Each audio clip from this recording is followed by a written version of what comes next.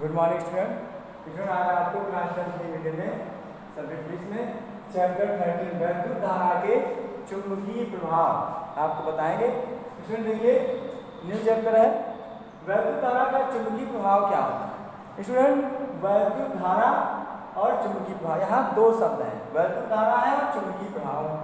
जबकि चुंबकीय प्रभाव कहाँ होता है?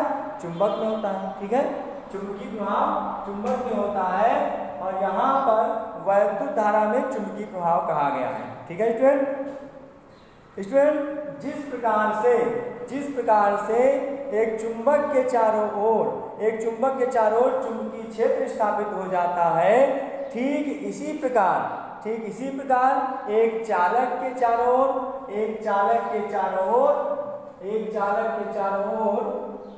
वैद्युत क्षेत्र, ठीक है, एक चालक के चारों ओर, चालक तार है जिसमें वैद्युत धारा बह रही है। ठीक है, एक चालक के चारों ओर जिसमें वैद्युत धारा प्रवाहित हो रही है, चालक तार है जिसमें वैद्युत धारा प्रवाहित हो रही है, तो उसके चारों ओर एक चुंबकीय क्षेत्र स्थापित हो जाता है। वैद्युत धारा के इस प्रभाव को वैद्युत धारा का चुंबकीय प्रभाव कहते हैं।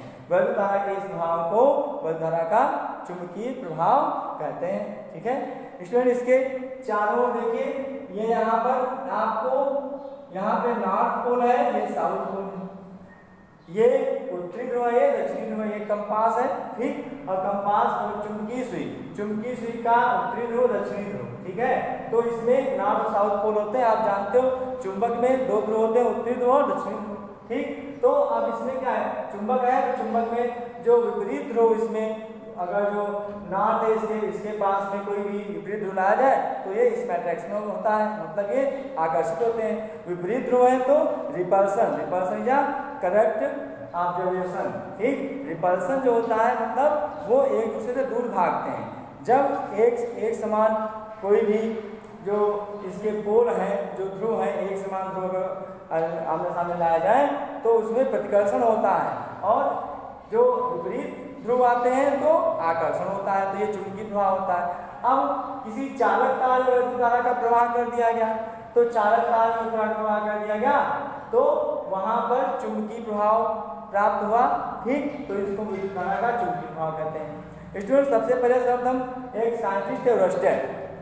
कौन थे? ओरस्टेड एक साइंटिस्ट थे। उन्होंने पहले जो है एक चालक इसी का प्रयोग कर रहे थे, एक विद्युत धारा किसी चालक तार में प्रवाहित किया और उन्होंने अचानक एक मैग्नेट का या लोहे का टुकड़ा फेंका या गिर गया। ठीक है, तो वो उस चालक तार के पास से जब वो गिरा तो उस क्षेत्र में रिफ्लेक्शन हुआ, मतलब जो वहाँ पे जो उसकी जो भी डिटेक्टिंग जो चुंबकीय सुई थी और जो निडल थी एमीटर की, वो डिस्प्लेसमेंट हुआ। ठीक है, उसमें चुंबकीय सुई इधर रिफ्लेक्शन हो गया। ठीक, मतलब कि वो विचलित हुई। तो इस प्रकार से देखा कि इसमें चुंबकीय प्रभाव है, कि जो धारा प्रवाहित हो रही है उसमें चुंबकीय प्रभाव होता है। ठीक है, तो ये जो ओरस्टेड एक साइंटिस्ट थे 1820 में जो ओरस्टेड साइंटिस्ट थे, ठीक, इन्होंने 1820 में दिया था और इसको बताया था कि ये विद्युत धारा का चुंबकीय प्रभाव होता है। ठीक है, तो स्टूडेंट जो चारों विद्युत धारा के चारों जो प्रभाव आता है इसको चुंबकीय प्रभाव कहा गया। ठीक है, इसकी व्याख्या की। अब स्टूडेंट एम्पियर का तैरने का नियम, एम्पियर साइंटिस्ट थे, उन्होंने बताया एम्पियर का तैरने का नियम। तो एम्पियर का तैरने का नियम क्या है? यदि हम कल्पना करें कि एक व्यक्ति तार के साथ साथ जा रहा है, तार के साथ साथ वैद्युत धारा की दिशा में इस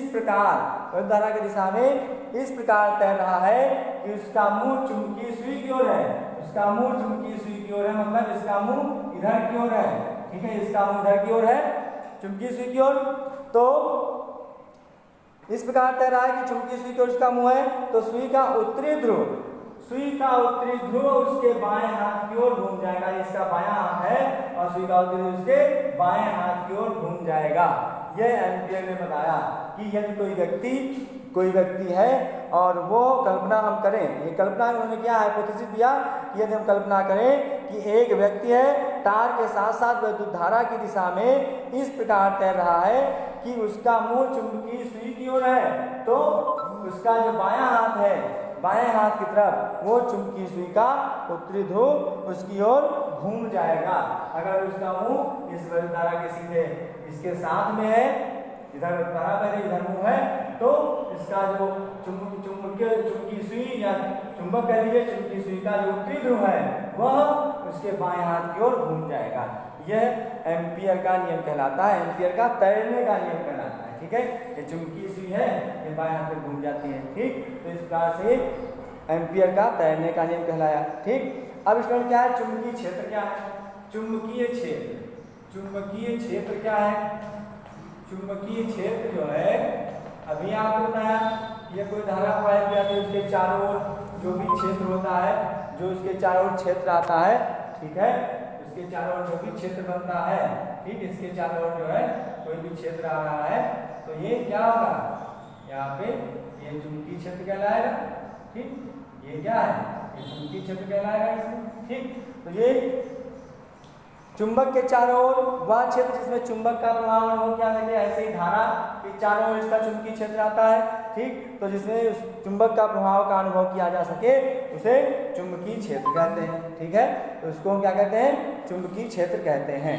ठीक है स्टूडेंट, अगला क्या है, चुंबकीय क्षेत्र की दिशा। चुंबकीय क्षेत्र की दिशा क्या है, तो स्टूडेंट देखिए, चुंबकीय क्षेत्र की दिशा, चुंबकीय क्षेत्र की दिशा क्या है, चुंबकीय क्षेत्र की दिशा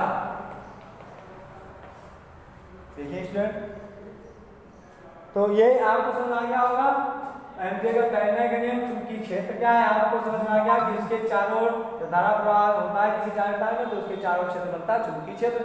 ऐसे चुंबक में जो आएगा नॉर्थ और साउथ, ठीक है, उत्तर पश्चिम के कारण जो क्षेत्र होता है, जो आदर किया जाता है या जिसका हम आकलन करते हैं, महसूस करते हैं, तो वो चुंबकीय क्षेत्र कहा जाता है।